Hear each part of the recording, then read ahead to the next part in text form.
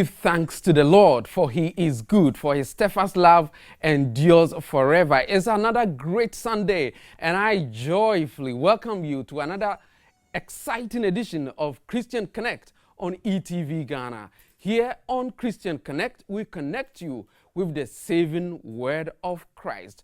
It says, delight yourself in the Lord, and he will give you the desires of your heart. So I believe that as you even watch this show, God will grant the desires of your heart. Amen. And let me say thank you to Osasio Fashion for providing my outfit. Osasio Fashion, you can check out some of the beautiful designs Osasio Fashion has on Facebook and on Instagram. They sew for every occasion. You can get in touch with them on 0243 663 884. Osasio Fashion says, style your occasion. And as I indicated last week, the whole of this month, we'll be talking about your finances because everybody says times are hard. But how do you create wealth as a Christian in such a way that pleases God? So today on Christian Connect, we'll be looking at creating multiple streams of income. And we have great people here who are going to just help you do that so that you don't just have one source of income, even if things are hard. So we'll take a break, and when I come back, I'll introduce to you our guest for today.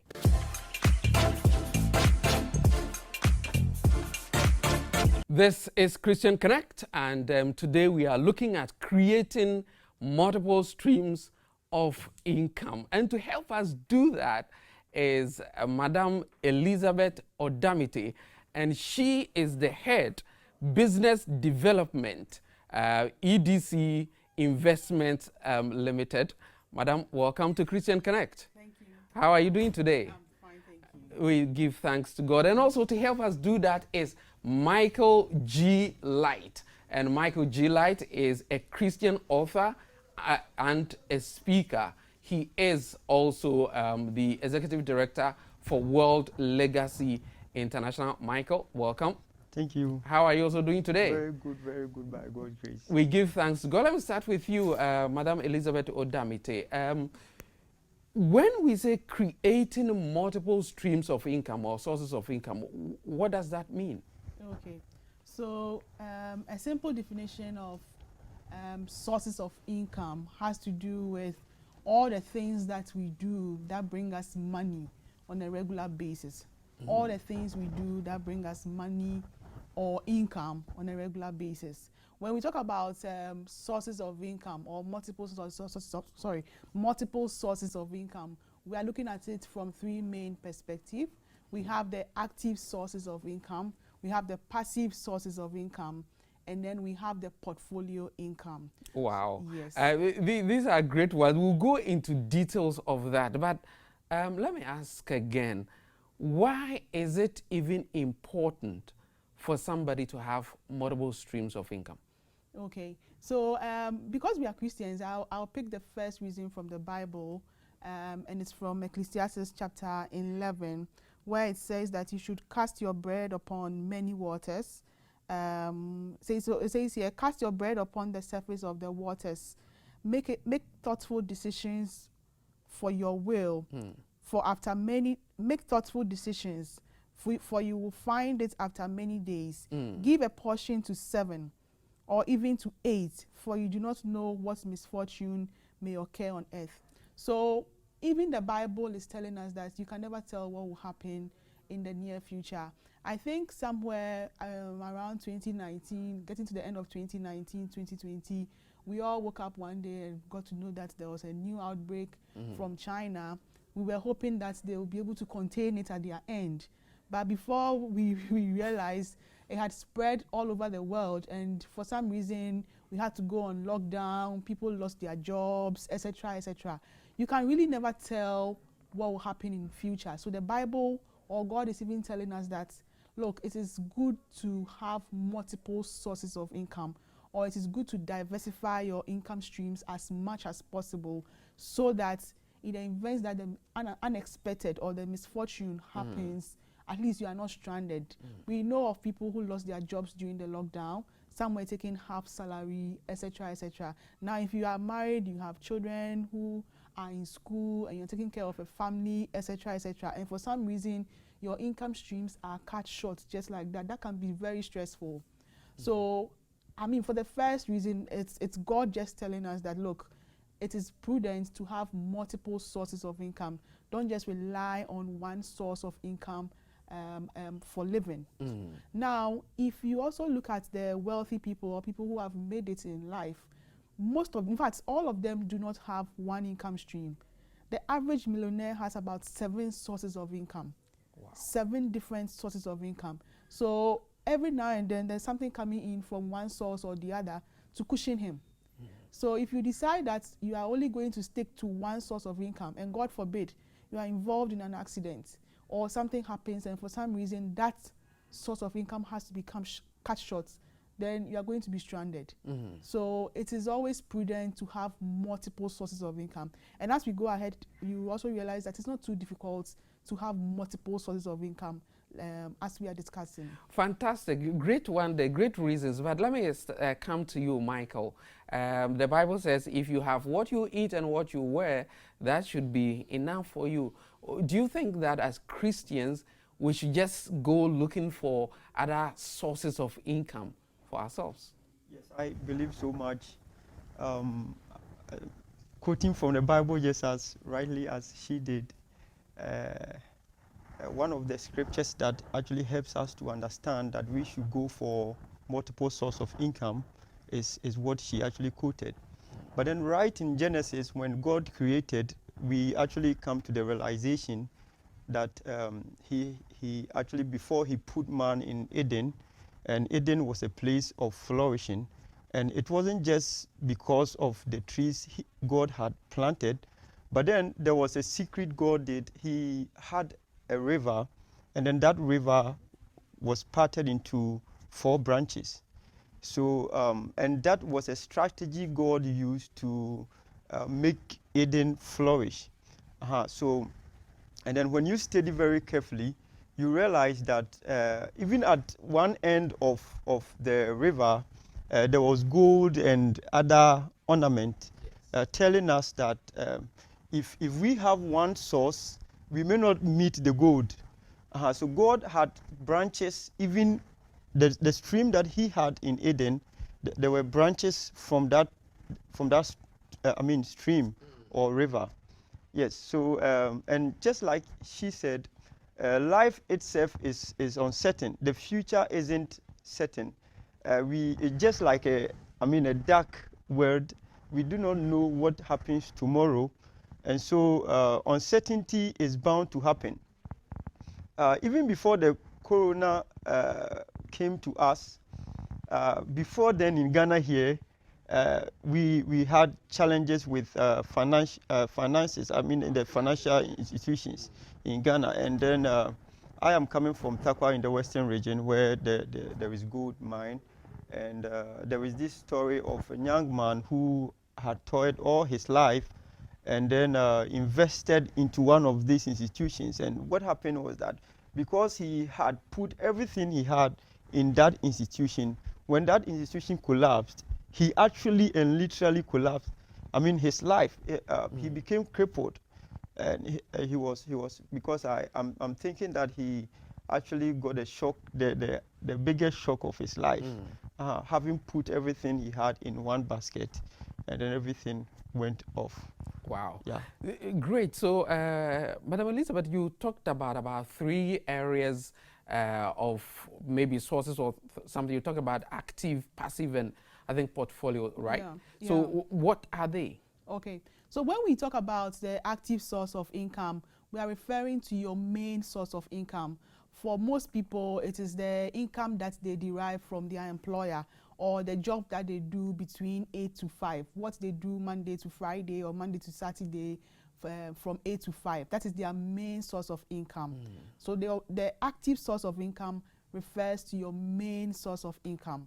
Now, the passive source of income has to do with other things you do on the side that also bring you some income. So an example, for example, an example could be maybe if you are good at entertaining people and you MC at people's programs, that could be a source of income. And I know people who do such things and they charge some good amounts of money. I know somebody, for example, who takes about 3,000 cedis for a program. So imagine you have 2 of those programs in a month. That is 6,000 Ghana cedis coming in as passive income, aside what you earn from your employer. So passive income depends on skills, talents, and other things that you can do besides your active source of income to also bring in some amount of money. Now, apart from the passive source of income, we also have portfolio income, which is income that you generate from your investments. And as we go along, I'll talk a bit more about some of the investment products that you can even take advantage of. But when it comes to investments, the earlier you start, the better. If you can start with something very little over a period of time, it can grow into a very substantial amount and make you become financially independent, such that you do not even need to be involved in the active source of income. So you can decide to go after things that you are passionate about or things that you actually love. So those are the 3 main sources of income. We have the active source of income, which refers to what you make or the income that you make from your employer or the income that you make from your main job or your job. Then we have the passive sources of income, which refers to other incomes that you make on the side based on your talents, your skills, talents and skills. And then we also have the portfolio income, which is income that you make on your investments. Michael, you are a writer, so I guess that you fall into the passive aspects. If I have a talent, how do I invest it or use it in such a way that it becomes a source of income for me? All right, so thank you. If you have a talent, for instance, I will use my first book, the first book I wrote. Here is it, Eternity Inviting Humanity. I was in the university then. I didn't have much as a student, but then I still had the passion. And so one of the things is just like you said, is your passion. Sometimes you may not have the resource to fund the project or the idea you have, but then there are ways to go about it to get yourself funded, even by people around you. And so what happened is that when I came home from after having done my national service, I had to consult 1 or 2 persons.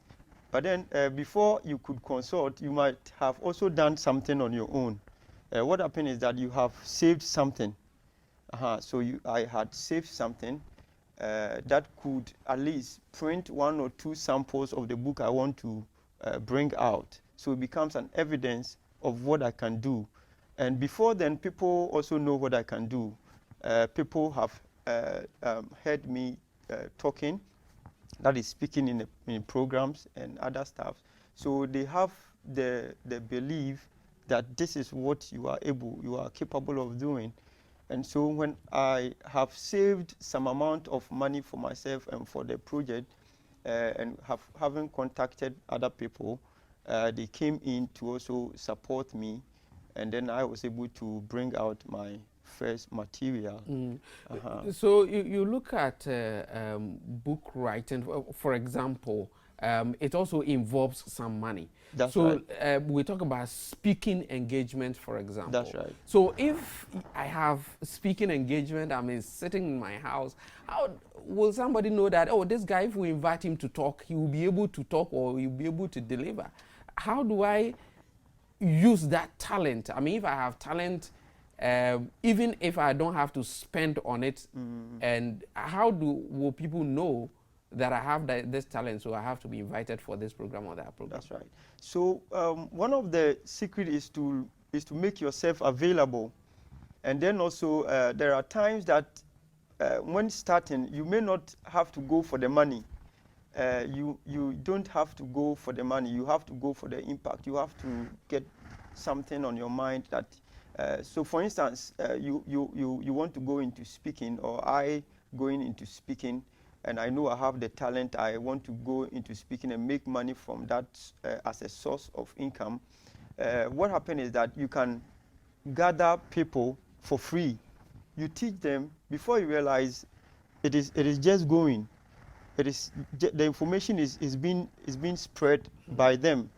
So you may start from a free field, but then as you continue, and then you also build yourself in terms of knowledge, and then the principle concerning or governing the field you are going. As you build yourself in personal development, and then you also, like I said, start free, you just, yes, it can just spread from that side. Right. So, Madam Elizabeth, you talk about the active, the passive, and the portfolio. Let me ask a question about the active, for example, and the passive. So, if I have a talent and I'm also working in an environment where I close from, say, I work from 8 to 5, as you said, and then somebody wants me to MC a program, say, at 11. How do I ensure that as a Christian, I don't profit from my work, the work that I'm doing, the active one, so that I don't make those mistakes? Okay. In every organization, we have what we call annual leave, or leave that you can take to rest or do something very personal. In my organization, for example, if you have passive sources of income, the company says disclose them. They want to have an idea of what you are doing. So let them know that, oh, besides the banking, I am also into MCing programs, I'm also into book writing, I'm also into, or maybe I'm serving on a board somewhere, etc., etc. So you have 27 days annual leave. When you have a program that probably conflicts with your work or your working hours, you can always take your leave, maybe 1 or 2 days off to go and have that program, and then you come back. But I wanted to also add to what Michael said earlier, that for some of these things, what concerning how you can get people to know about what you do, the focus at the initial stages shouldn't be money, like he rightly said. It should be more of something that you are passionate about, and so you do for free. So for example, you can even approach some of these TV stations, FM stations, and offer some of these things for free. With time, people will get to know that, oh, we have this gentleman, fine gentleman, who can serve here and there, etc., etc. Then you can decide that, okay, because you are going to block 3 hours of my time, I'm going to charge you this amount of money. Is that fair? You negotiate something, and then, but from the beginning, it will not be prudent to quote money, because then it looks like the sole source or what is driving you is actually money. But when you look at passive sources of income, there are things that you are passionate about. There are things that you have the skill or talent to do freely, which even if you do not make money from, you still will probably be involved in them anyway.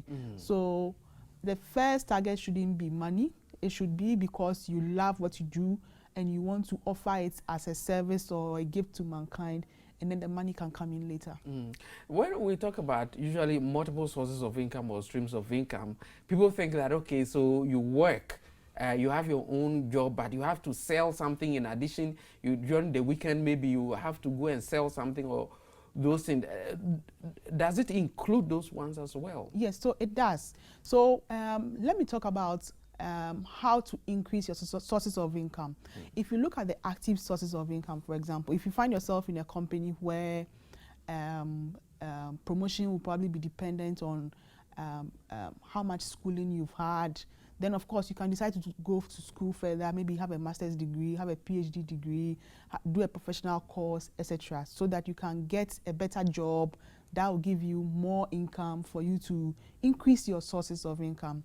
Now, for other sources or other places where maybe qualification is not so much a requirement, you probably will have to work a bit harder. So let's say, for example, if you have a shop or you are into hairdressing, etc., etc., you can decide to expand a little bit or add some other things to your main income stream, so that you can make some extra income from there as well. Now, if you find yourself in a corporate organization, yes, the salary may not be enough. In fact, salary has never been enough. I know people who had or who were earning, let's say, 2,000 Ghana cedis, 3,000 Ghana cedis, and it wasn't enough. They got promotions to 10,000. It was still not enough. Because what happens most of the time is that we would always adjust our lifestyle to suit our income levels. So maybe when you had 2,000 Ghana cedis, you were driving a Kia Picanto. As soon as the salary gets to 10,000, now you are thinking of a RAV4 or some other high-end vehicle. So we would always adjust our lifestyle to suit or to match our income levels. Of course, also to make society aware that yes, now we have arrived. Now God has been good to us. Yes. So fine, whatever you find yourself doing, work hard at it. If you have an extra skill, like you said, selling on the side, etc., you can always have a shop. Maybe you do the initial groundwork, go to the market, acquire some customer base, and then you hand it over to people who can help you achieve that dream or who can help you achieve that goal. So it's never a crime to have other sources of income, but make sure you do not also cheat your employer or use your employer's time for those other activities. Very, very important. Before we go for our scripture of the day, let me ask you, Michael. So the writing, for example, do you consider it as a passive source of income, or is it an active? Is it something you are engaging each day, you are trying to write, and that's the main thing you do? No, that is actually not the main thing I do, but like she said, I really am very passionate about it. Even though it is not what I do every day, I have got other businesses I do. And so, for instance, every day I'm at work. However, I don't write every day. So the book writing becomes something like a passive source of income to me. Yes. Right. This is Christian Connect on ETV Ghana, and we are looking at creating multiple streams of income, and we've talked about active source, the passive, and the portfolio. I have a lot of other questions on the portfolio and some other interesting questions. So we'll take our scripture of the day, and when we come back, we'll continue with our discussion.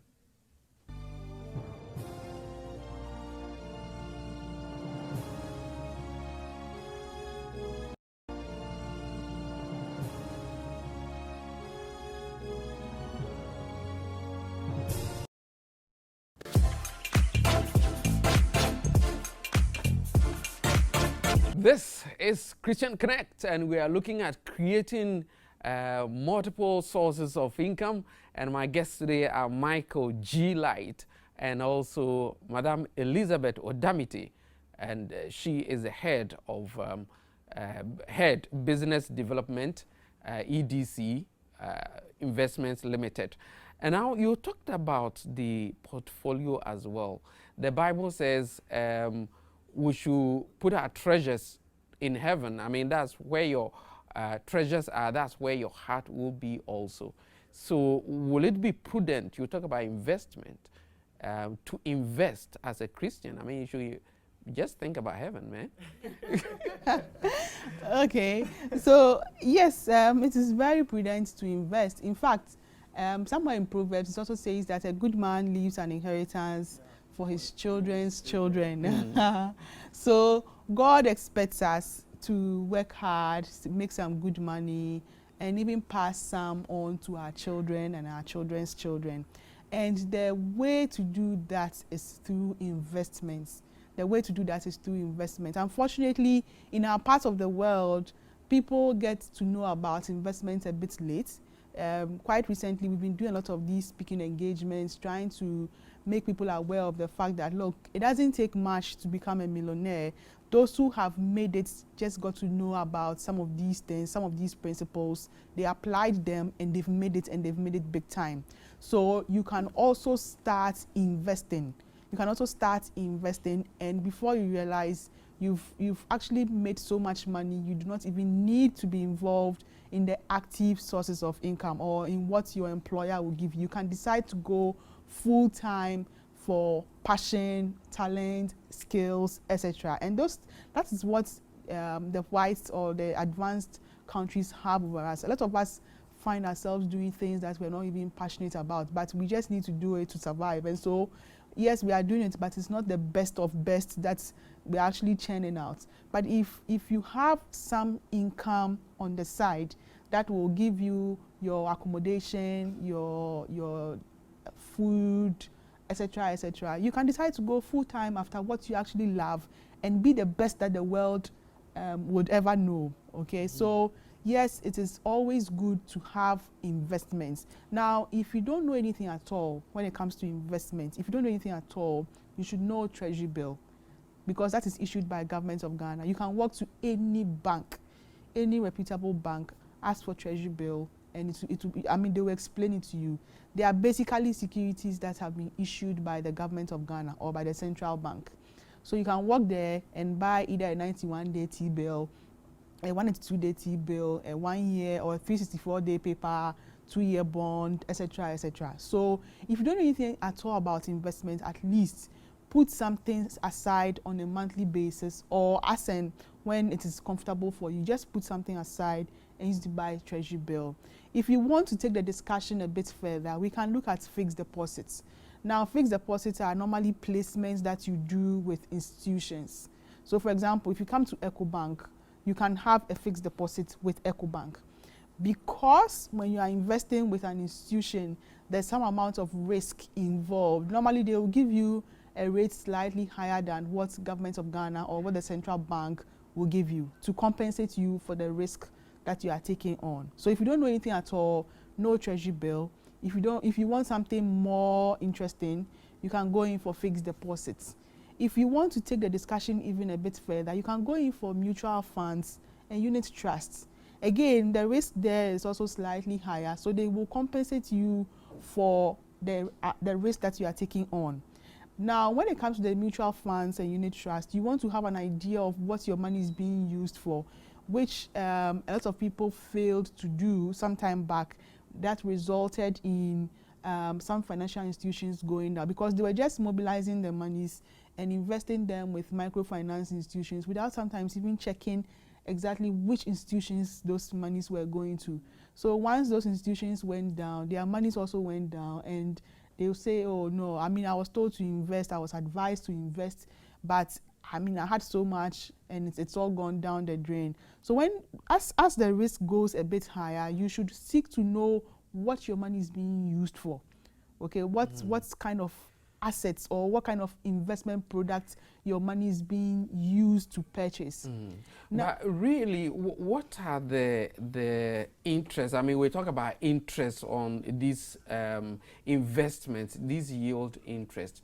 But if you don't have huge sums of money, I mean, how much do you really get from these Treasury bills and other investments that you talk about? Okay, so the rates on these securities are not fixed. It's usually dependent on how much government needs to borrow from the general public. In the last few months, we've seen Treasury bill go as high as 25%. Somewhere last year, it was hovering around 12, 13, 14%, because at the time they had some resources and so they didn't need to borrow that much. But now we are seeing Treasury bill go as high as 25%. So the rates are not fixed. It varies from time to time depending on how much government needs to borrow from the general public. But what you should always look out for is that at least you are making something either very close or matching inflation or above inflation. Every investment that you do should give you something above inflation. And that is what every investment house targets to do, to give you returns above inflation so that your funds do not devalue over time. Because if you are investing below inflation, what it means is that there will come a time when the money will be so devalued, it cannot do what it could have done if you were making something close to inflation or above inflation. So always ensure that you are making decent returns above inflation. Michael, before the break, Madam Udamite was talking about one stream of income. I mean, a salary is not enough. I mean, if you have huge, if you are paid very well, do you necessarily have to still look for other sources of income? Well, in my view, I think that not everybody will be able to go into creating businesses or other sources of income. And some of the reasons, I think, one is our environment. Our environment has always been the greatest influence of a person's life, especially in his or her decisions. And when I mention the environment, I'm talking about our family. I'm talking about the community in which we are in.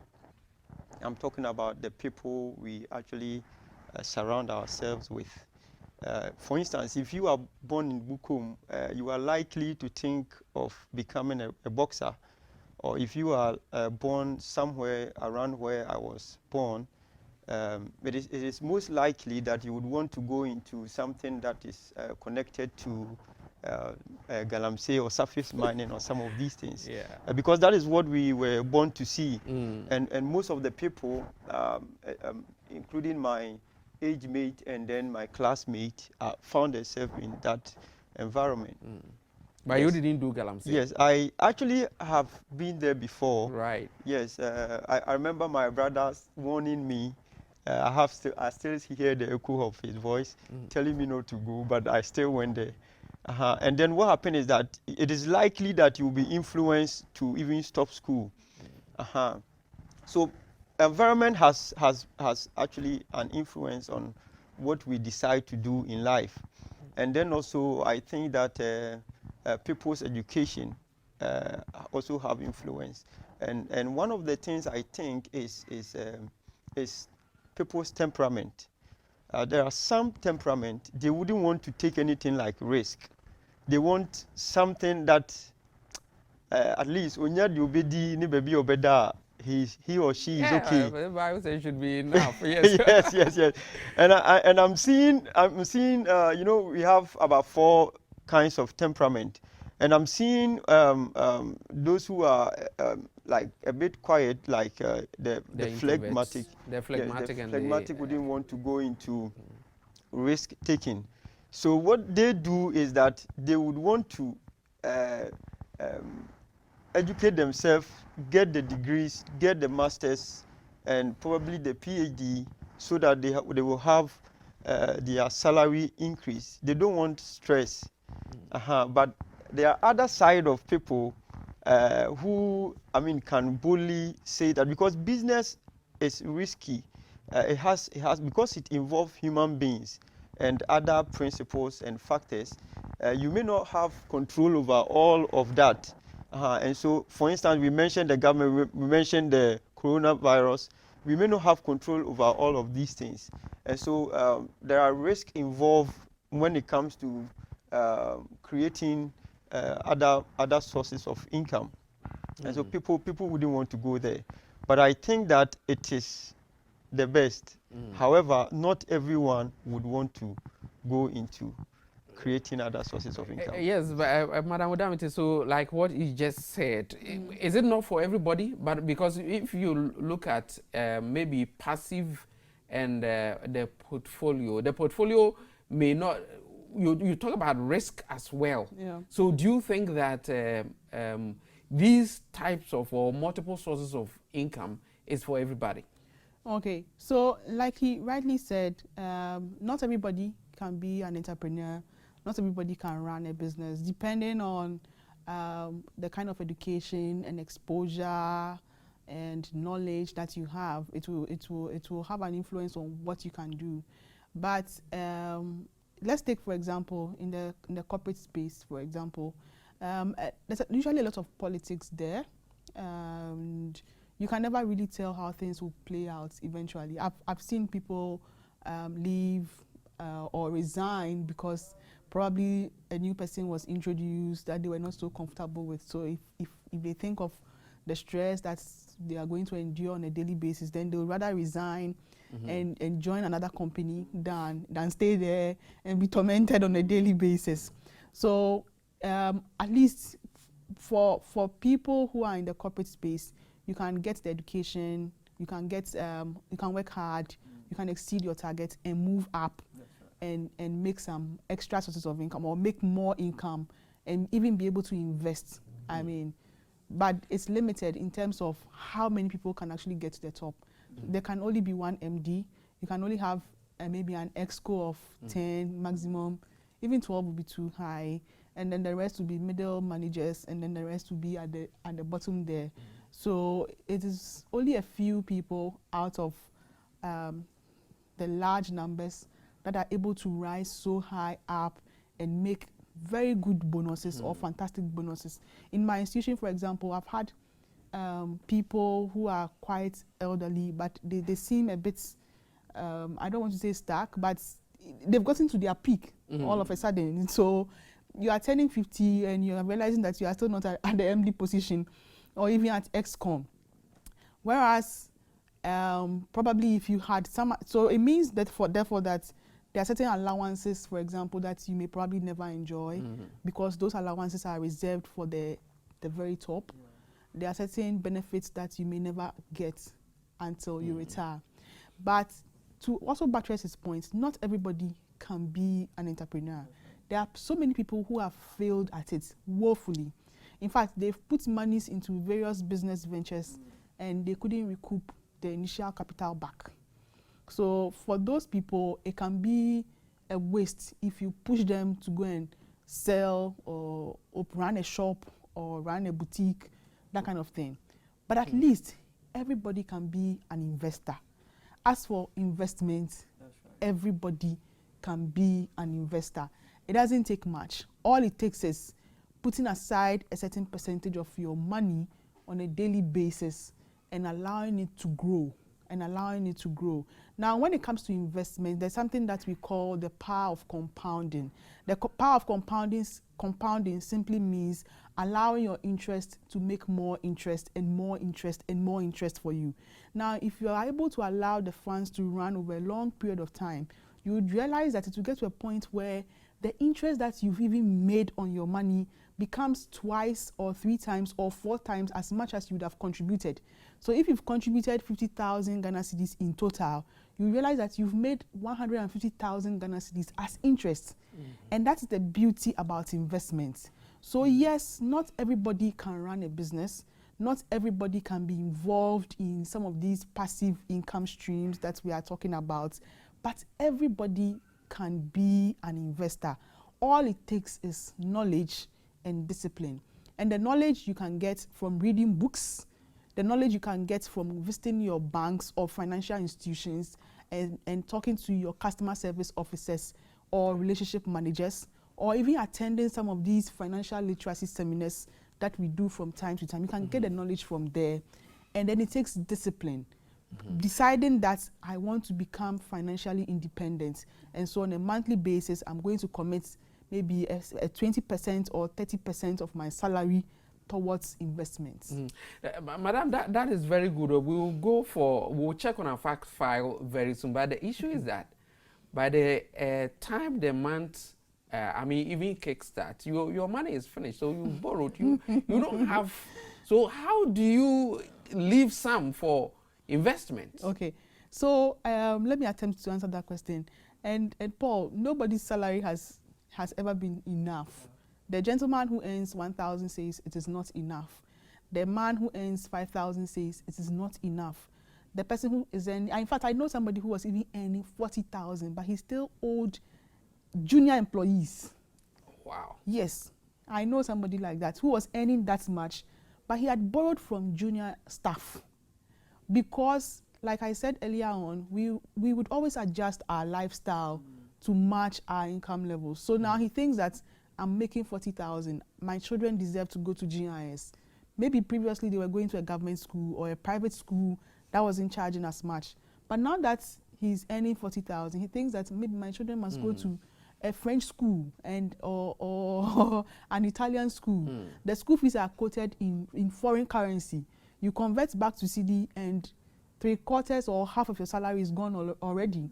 Previously, he was living at maybe East Legon or Medina. Now he thinks that I need to move to cantonments, you know. So he will come and rent a place at cantonments and pay so much money. But when you purpose in your heart that, look, I need to break out of this dependency on my salary. And so every month, whatever I make, I'm going to commit 20% of it into investments so that I can become financially independent. you will realize over time that once you are disciplined, you will be able to achieve that target. Wow. But if you are unable to discipline yourself, so I'm using the word discipline. If you are unable to discipline yourself to do that, you will take your salary at the end of the month and distribute. Parts will go to ECG, parts will go to Ghana Water, family members will come, friends will come, people will even come and borrow from you. And before you realize it's finished, you go on to the next month. Before you realize it's finished, before you realize you are 40, 50, 55, then you start panicking.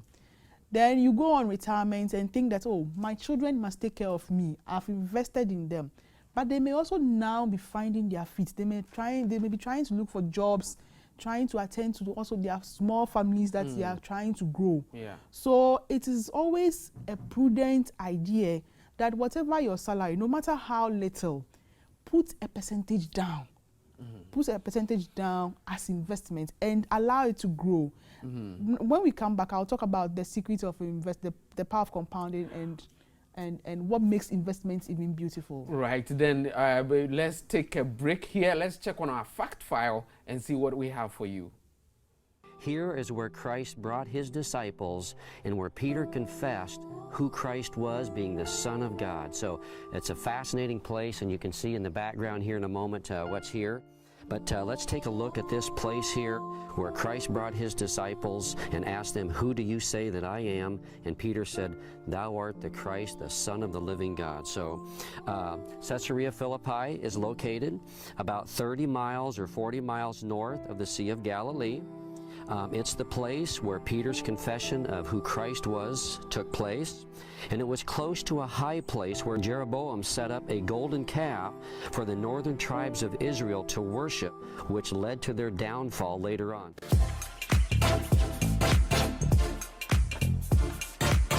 This is Christian Connect on ETV Ghana, and today we are talking about creating multiple sources of income as a Christian, and it's been very, very interesting. But Adamite, just before we went for the break, you said you wanted to talk about the secret behind the investments or something like that. Yes. So if you can quickly do that for us. Okay. So when it comes to investments, or one of the reasons why we encourage people and everybody to invest is the fact that you don't need too much to start investing. In fact, when you come to EDC, for example, for the mutual funds and unit trust, with as low as 100 Ghana cedis, you can invest in one of our products. Now, what we realized, or what people normally would do, is that they will come and start investing. So they bring 100 cedis, 200 cedis, 500 cedis. Now they have 5,000. And then the next minute, they come and withdraw half of it or 3/4 of it to go and meet an agent's need, that kind of thing. So they distort the investment. They don't allow the investment to fetch exactly, to grow or make interest for them. I was talking earlier on about the power of compounding, and I was saying that the beauty about investments is the fact that you can allow your money to run over a period of time.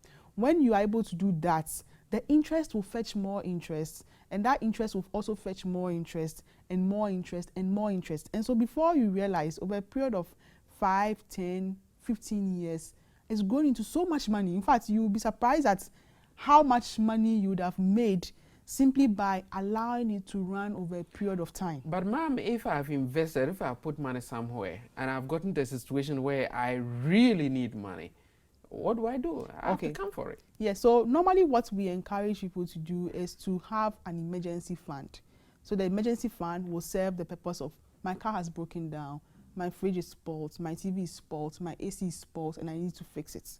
So you go into that. You save that yourself, or that one too is an investment? No, so that's also an investment. Right. So we don't want people keeping money just sitting idle on their current account and just not making anything. So instead of it sitting idle, talk to your bank that, look, I want to invest this money. I want to put the money to work. I want it to fetch some returns for me. I don't want it to sit idle and do nothing. When you leave money sitting idle, it will always move towards something else that you never planned for. So instead of it just sitting idle, let it do some work. Let it invest it for me. Does emergency money also yield some results? Yes. So normally for emergency funds, we would advise that you do something that is very liquid, something that when you need, you can easily go and break and then use it for those emergencies. So my TV is spoiled, etc. when you come to EcoBank, we will help you set up an emergency fund. It will be one of our products that will tag as emergency. So it's investment, all right, but when maybe your fridge is spoiled, your TV is spoiled, your child is sick, etc., you can fall on that money and use it to sort yourself out. But apart from the emergency fund, have a main investment account. That one we are not touching. That is money that you are leaving to run over a long period of time and fetch more interest for you. That is the secret. So last time, for example, I went somewhere with my boss and we met a big man. He said, he asked my boss whether he had an idea of how much he was paying for his child's school fees. He said no. He said, okay, I'm paying $100,000 per child. And we're like, how? How are you going to meet it? He says, as soon as my child is born, I open an investment account for the child. So the money that I even get from the naming ceremony is a first seed. And every other monies or windfalls or monies that I get from the side, I put it in their investment account. So over a period of 10, 15 years, the money has grown so big, he can afford to school them abroad in some of these top universities without sweat. Wow. So you sit back and say, but how did this man make his money and he's educating his child? It's just because he had the knowledge and he's implemented it and he's reaping the benefits. So yes, not everybody can be a passive investor or passive income earner, but everybody can be an investor, sorry. Well, Michael, so our time is fast spent. So what must we do as Christians? Everybody says times are hard. Now Ghana is going to IMF and a whole lot of stuff. What will be your message to Christians out there? Yes. What I have is that, you see, when we look at the Bible very carefully, we realize that some way, somehow, even God had a plan B. That is a big statement, but when you look at Genesis very carefully, you understand as soon as Adam fell, because Adam was God's source. I mean, he was the only source. The woman was added to him. But then as soon as the main source fell, he declared a plan B, and that was the woman bringing forth another plan, that is the Christ to save us. So basically, like we are saying, one source, so long as a human being is involved, cannot be reliable. So long as a human being is involved in our source, if we have one source of income, so long as a human being is involved, it is not reliable. And so we must have a plan B. And the plan B is what we are referring to as the multiple source of income, where we will be able to create something aside from the main thing we do that brings us income. So that is my message. But basically, just like you said, talking to the Christians out there, I think that I would want to look at the book of Psalm chapter 1, verse 1. There is a scripture we have not really realized. It is talking about prosperity. It is talking about success. And then it says that blessed is the man who do not sit in the council. The word council simply is referring to purpose. So do not sit in the purpose of the ungodly. So basically, in whatever we do, if we want to look at the end, that is to prosper, we must start from the beginning. Which is the purpose. And so we have to get a purpose. I mean, there must be a purpose. And then he also referred to sitting. That is, I think I have something from... Okay. Right, I thank you so much. I'm being told that time is fast spent. I wanted to give the final words to Madam Odamite, but it appears our time is fast spent. Maybe you can do that quickly within some seconds. Okay. So we've established here, like Michael said, that it is a crime to depend on just one source of income. The Bible itself encourages us to have multiple sources of income. So as much as possible, look within yourself and look at what else you can do. Look at your talents, look at your skills, look at what you can put to use and make some extra sources of income. But in the event that you cannot even find anything to do, at least you can be an investor. That's right. So discipline yourself, put something aside on a regular basis and allow it to grow. And over time, you would realize that you become financially independent. Thank This is Christian Connect on ETV Ghana. Thank you so much for being part of this show. My guest today has been Michael G. Light, and he is the Executive Director for World Legacy International, and also Madam Elizabeth Wodamiti, and she is head, that's Business Development EDC Investments Limited. In case this has been a blessing to you, we all give thanks to the Almighty God. To him alone to be glory forever and ever. My name is Paul Anamakodi, and God bless you for being part of today's show.